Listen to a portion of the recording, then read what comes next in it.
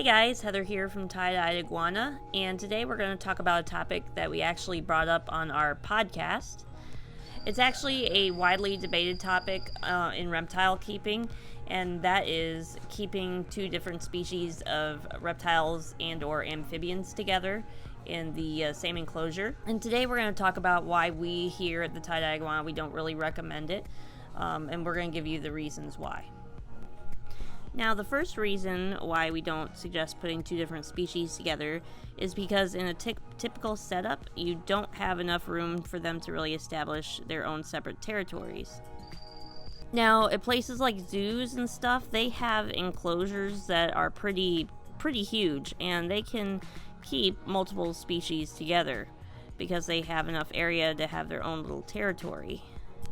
However, in the reptile pet industry scene, most people, like I would say maximum tank size, like you're dealing with a 40 gallon, 55 or 75 gallon, maybe at the most, as far as your typical enclosure goes, as far as the largest enclosure goes. And that's really not big enough for two separate species to have their own little areas, own little territories, that they have their own room to hang out in. And yeah, that's just one of the big issues that you run into. You don't have enough room for them to have their own like food area, their own like lighting area and everything. So yeah, your typical enclosure in captivity for people who have pet animals is just not big enough to house multiple species together. Alright, so the next reason why you wouldn't want to keep two species together is because of their different food requirements. Now, say you had two desert species, a Euromastix, and let's say you had one that ate crickets, like a bearded dragon or a leopard gecko or something like that.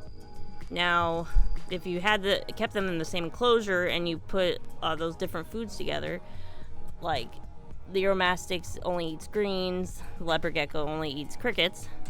Well, if you had to put this food in the same tank, your Euromastix would probably end up eating the crickets as well, and crickets are actually bad for them because they have a lot of animal proteins, which are very hard on a Euromastix's body. They can't handle it like other animals can, so it actually makes them sick. So yeah, there's definitely a issue when it comes to what kind of food you have to feed them. They each have their different specific diet, and if you put them together, you're going to get that all mixed up, and that definitely does not work. So yeah, definitely another reason why you want to keep them separate. Now, another reason why you wouldn't want to keep two species together is because they have different requirements as far as temperature goes. Now, say you have two tropical species. You've got, let's see, this red-eyed tree frog, that's a good example. Red-eyed tree frog, and let's see, what else could we put them with? Skunk gecko, that would be a good example. Let's see, where are they?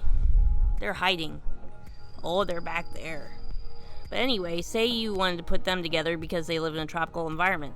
Well, they both have very different heating requirements. These skunk geckos are kept at a much higher temperature. They're kept at, I think the hot spot is like 90 degrees. Whereas 90 degrees would actually probably kill your red-eyed tree frog. Because they are definitely a cooler temperature species. You don't require any heating on them. So yeah, putting them in a tank with a skunk gecko would be a very bad idea. They would probably get overheated and they'd probably die. So definitely don't want to do that.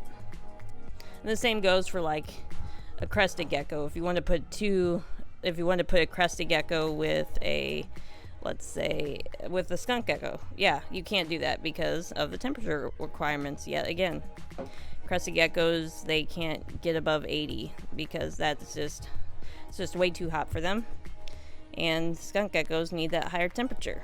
So, and a usual tank that you're going to keep them in the pet industry, that is definitely not big enough to establish separate heating gradients, like temperature gradients, for these two separate species.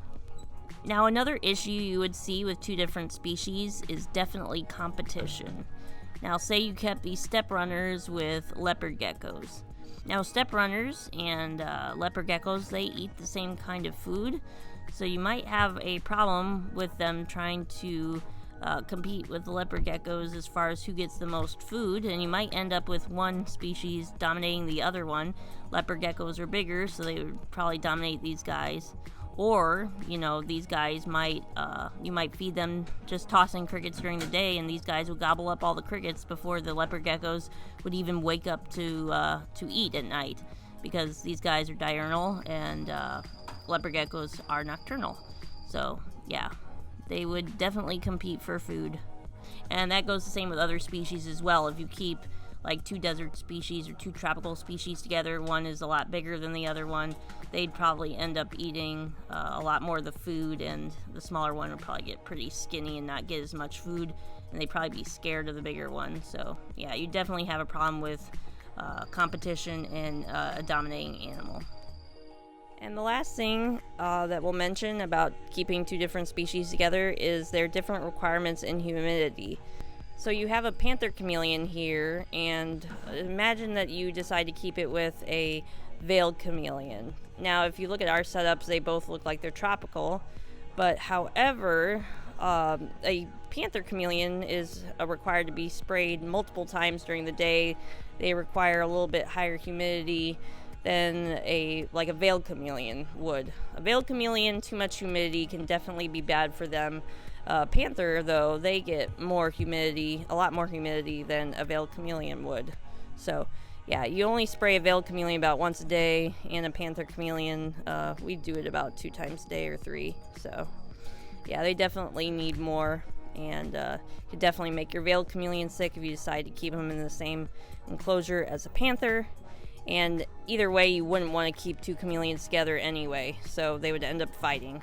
Yeah, that's definitely an animal of which you don't want to mix 2 species together, because just because of the fact that they would fight so much, plus the humidity requirements.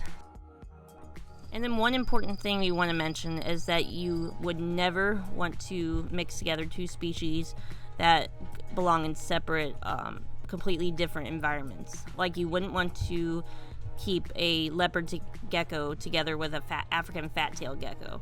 They are very similar in how they look and everything, and their body shape and everything. But one belongs in a hot desert environment, while the other one belongs in a hot tropical environment. So, yeah, you definitely don't want to keep them together. You would end up with one very sick animal, because you wouldn't be able to decide. You would have to keep them in either tropical or desert, and one of the species would definitely not do well. So yeah, you definitely don't want to mix multiple species together that come from way different environments. So yeah, those are the reasons why we don't suggest keeping multiple species of animals together. Like I said, it's a widely debated topic in the reptile world.